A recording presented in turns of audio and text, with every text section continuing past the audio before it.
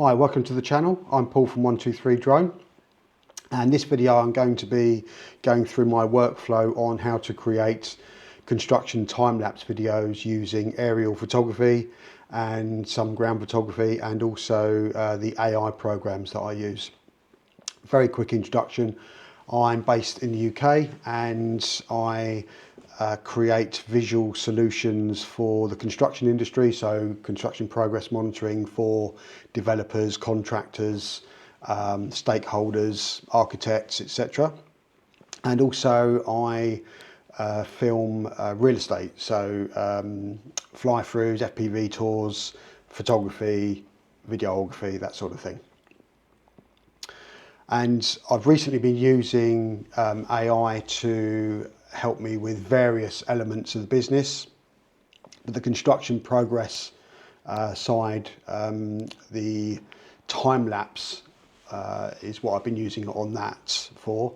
And yeah, I mean, I've always done aerial time-lapse and ground time-lapse, but since introducing the AI program into it, it seems to be that clients like that and prefer that way of actually me presenting the time-lapse.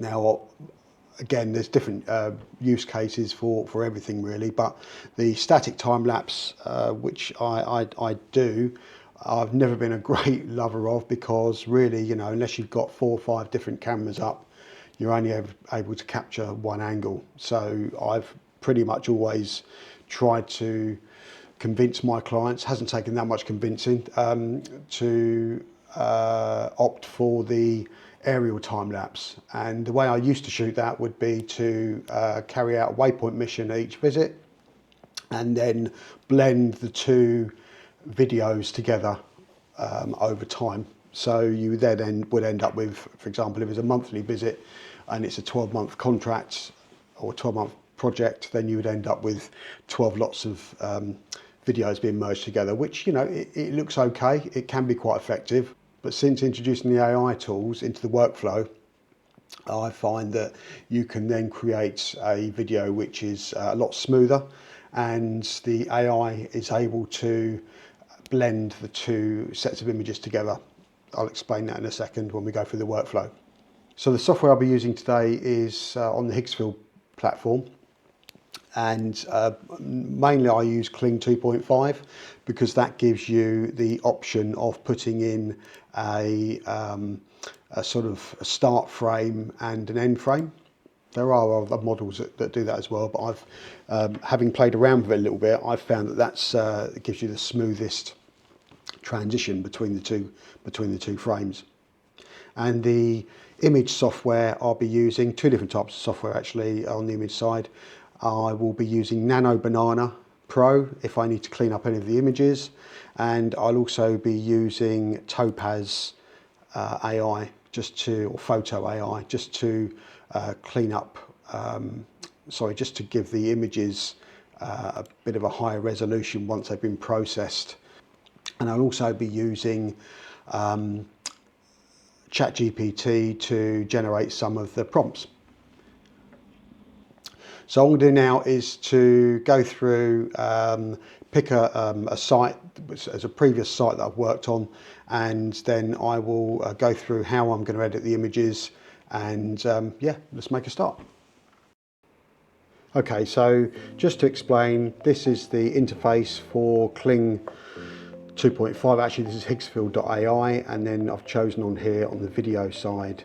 Here I've gone to, if you go to any of the Klings on here, that says 2.6, but then you get another option to come down to this part, this section, and then it opens up again. And then I found that the Kling 2.5 on here, that's the best video generator because it gives you the option of putting the start frame and the end frame in.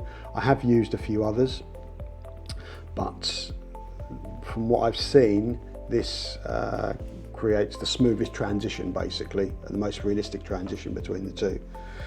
So once we've got that open, we then need to pick the images that we're going to use. So I've already put some images into a folder, which is this folder here.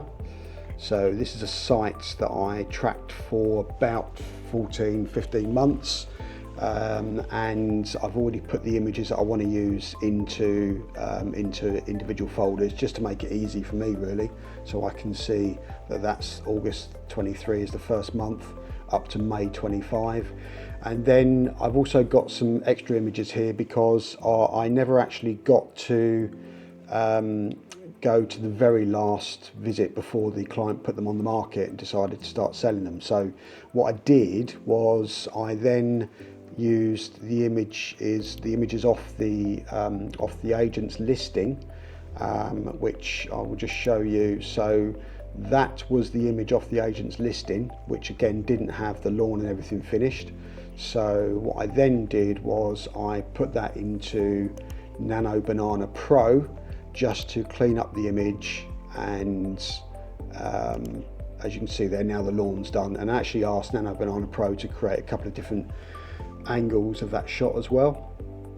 So yeah, I mean it was a lot quicker than going back down to the site and getting one last shot. And to be honest, I don't think the lawn's finished now anyway, so had to use AI to finish that off, which is absolutely fine. I think with all of this, providing, as I do, you know, you state that you're using AI in these videos, then people know what they're looking at.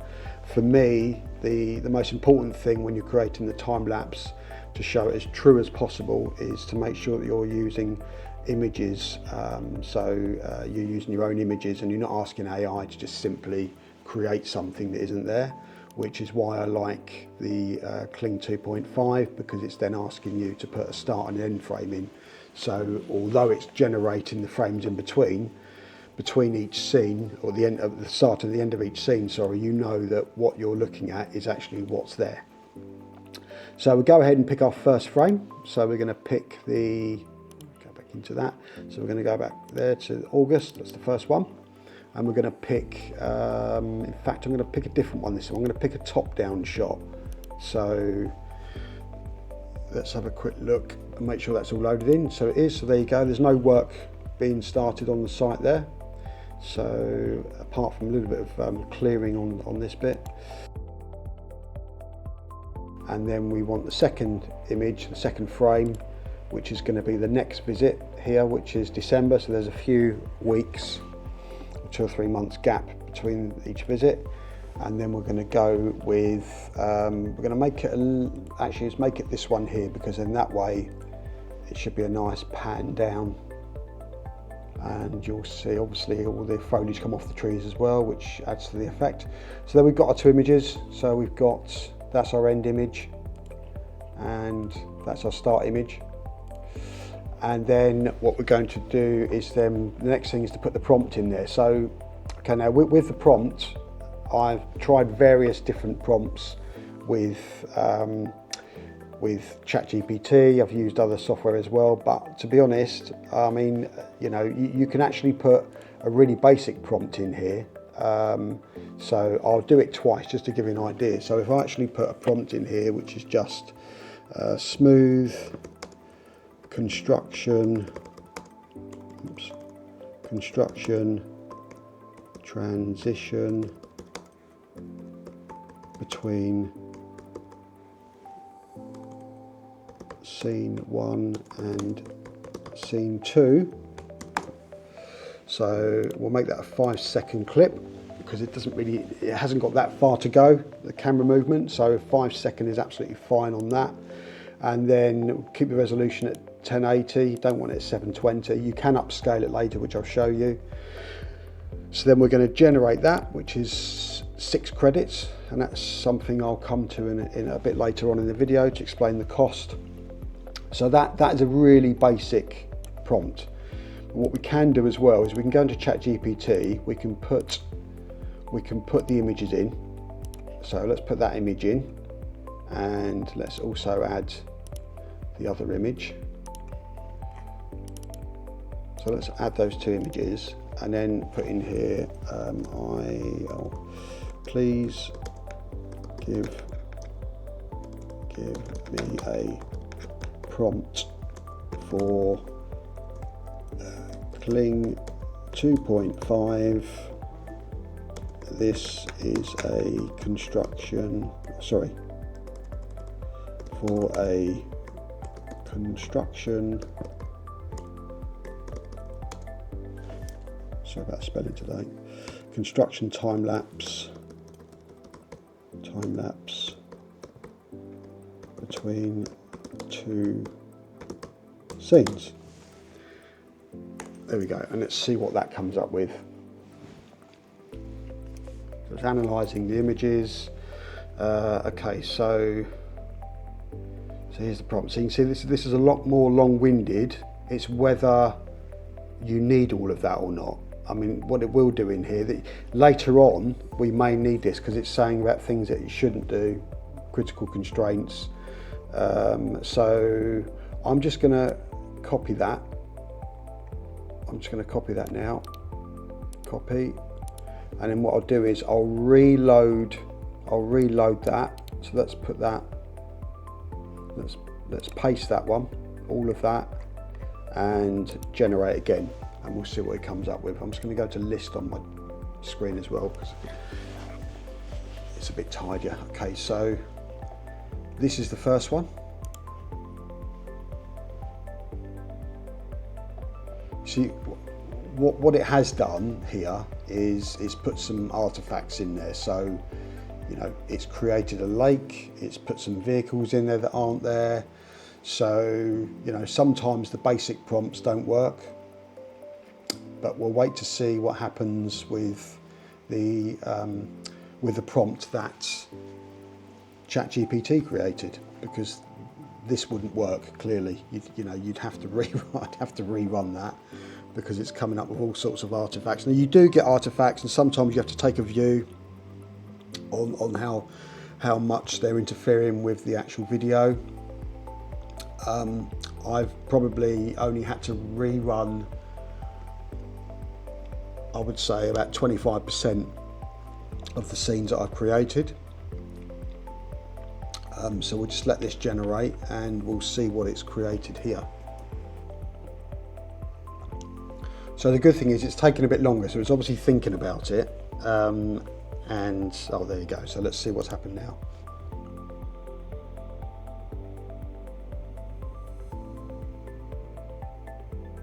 Okay, now there's a few sort of vehicles moving around on the screen here, and a few bits happening, but to be honest, you know, all the rest of this is actually true. So I would say that, you know, that is a far better scene, and there was other work going on over here as well, so that's all true as well.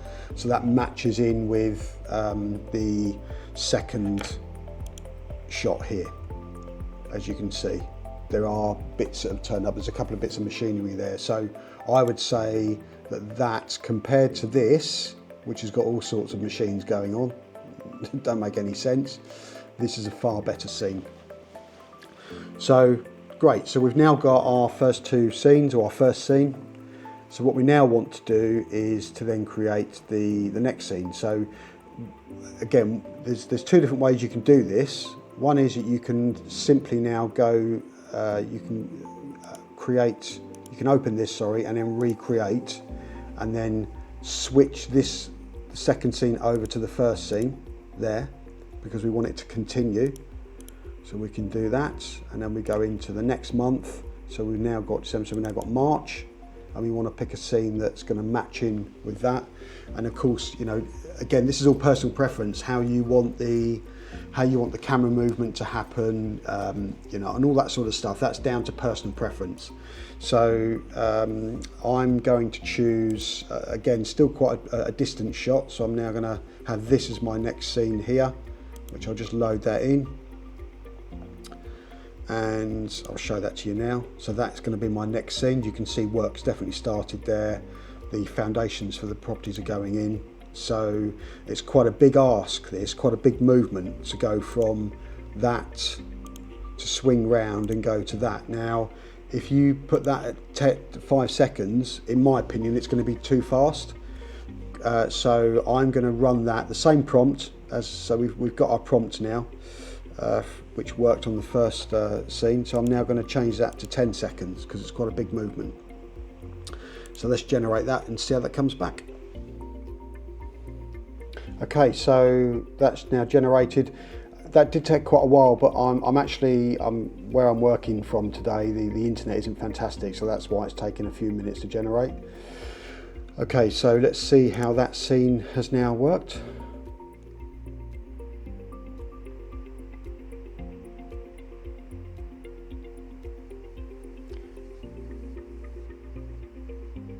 Yeah, and again, you know, I think that's you've got a little bit of movement up here, but that's fine. We're going to add some motion blur as well in the software afterwards.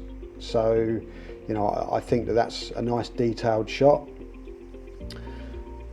And that's giving people a good idea of the site and what they're basically looking at. So you've got 3 plots there. As you can see, they've started to create the 3 different plots. So you could then move on from there and maybe go cut and then go to another scene. So you could literally go back to August and then start from maybe plot 1, plot 2 or plot 3. But what I'm going to do is to now create one more clip leading on from here. So I'm going to switch that one over. So that's now going to be our starting scene, and then come out of here. And then what we now want to do is to go into April. So we're going to pick this shot here, which if I just load it in and then show you where I'm going with this. So that's now going to be the next shot, because you can see some things have already happened on this bit, and our first scene is, so we were focusing in on this plot down here. So let's now again keep the same prompt, and it's working fine, so there's no reason to change that. But with this one, I am going to make this a 5-second clip because the camera hasn't got that far to go. So I think if we had that as a 10-second clip, that would be too long. You'll end up with a video that's going to be 5 minutes long, which is no good. So let's generate that. Okay, so that's now generated the next scene. Yeah, I mean, again, nice and smooth. You know, you've got some machinery going on here as well, but no sort of crazy artifacts. You're never going to get rid of everything. You know, AI isn't perfect, but you know, from a visual point of view, that works absolutely perfectly. So you'd go through and then add each scene. Basically, you'd go through that process, and you know, you can now change. The beauty of it, because you're using still photography, is that you can edit the images and you can go through and you know, change effectively where the camera's going to go next. I just want to show you as well with regards to images that go into the image that I took from the internet, which was this image here. And just show you how I corrected that. So obviously, you know, the resolution isn't great on this. I actually took it from the internet, so I really want to make that better. And also, I want to repair this grass here, so we've got a nice ending scene for the video. So what I'm going to do here, so this is what we ended up with. Just show you on here. So that's this, you know, that's a much better scene. So what I did was I opened it in Nano Banana Pro, and so I'm just going to load that in and take that image there.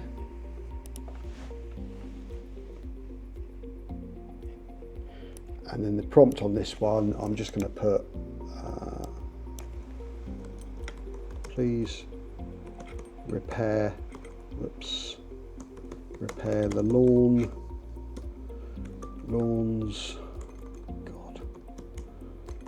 on both gardens. Do not alter the image in any way. So basically what I found is that although we're asking it to alter the image, I know that sounds a bit silly, but by putting that at the end of each prompt, I found that it's less likely to mess around with the building or the background or anything else. So let's generate that, and hopefully we'll get that back and we've got repaired lawns. There you go. So the lawns are repaired. I'm not going to worry about these bits here because obviously there's still work going on there. People can see that, but the lawns are repaired, so that looks really good. What I would then do is you can either upscale it from here, so you can upscale the image here, but there's been an issue with Topaz on this platform recently, so I'm actually just going to, let's have a look.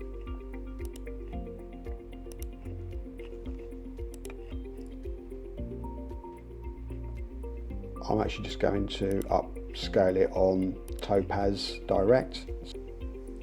And I'm just going to leave it on autopilot. As you can see, it's done a great job there of just tidying the image up, cleaning it up, the resolution, everything else, so that's absolutely fine. And I'll just export that image and then use that image in the video. I was actually taking it from 2.4 meg to 25.4 megs.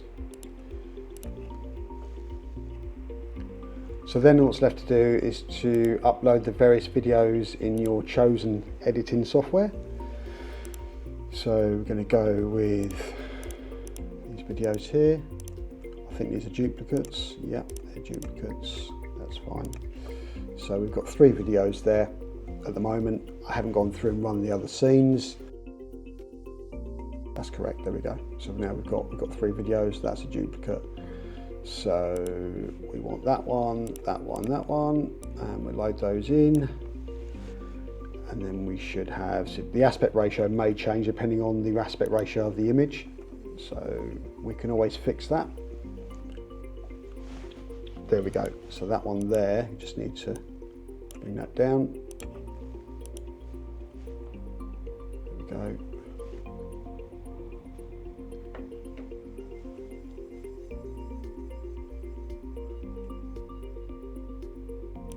That's that one again. Let's bring that down so it fits in.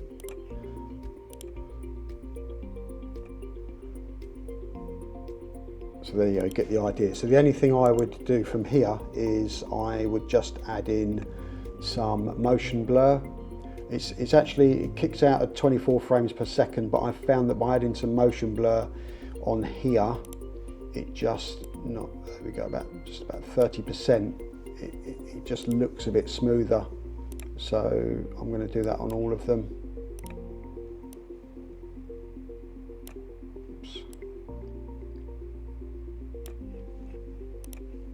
On all of the clips. There you go.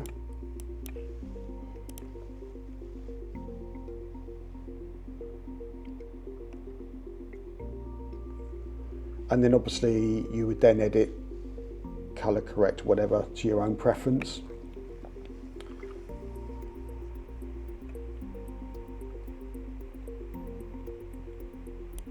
Okay, so that is the process. I'll just show you the finished video.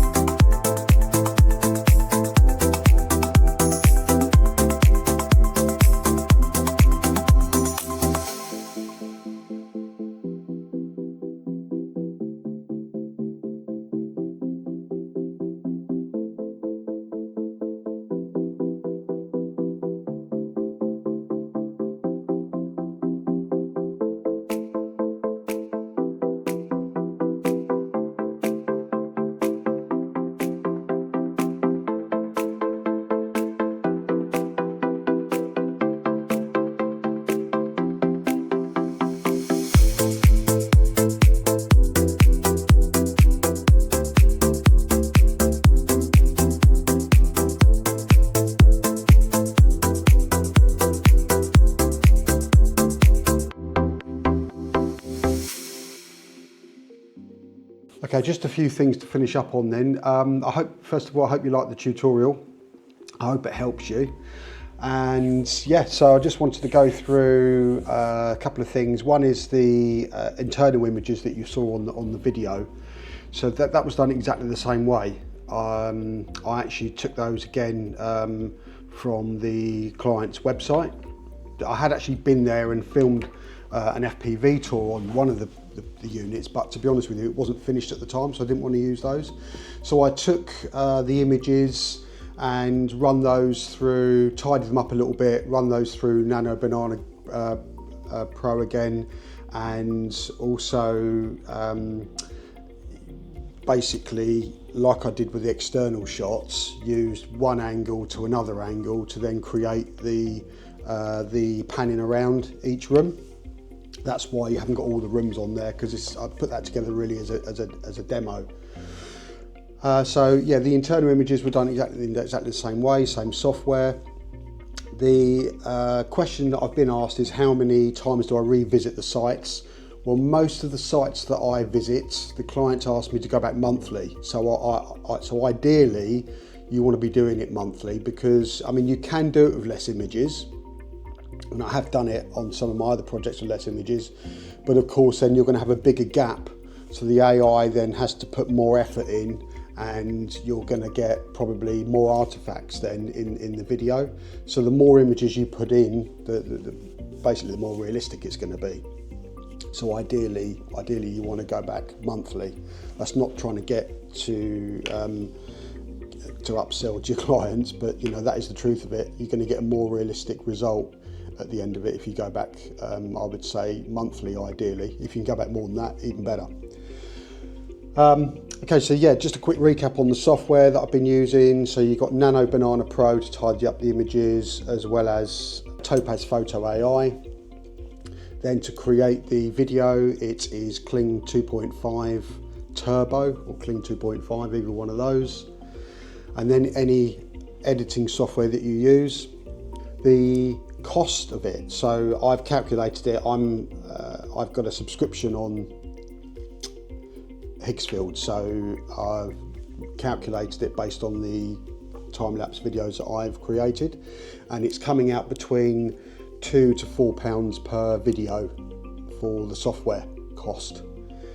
So obviously that doesn't take into account the my cost of the site visits and everything else. That's a completely separate cost, but I'll cover that in another video, what I actually charge for my construction progress reports and site visits. There's a starting point, and then people can then choose what levels of service that they want, but I will make another video on that as well.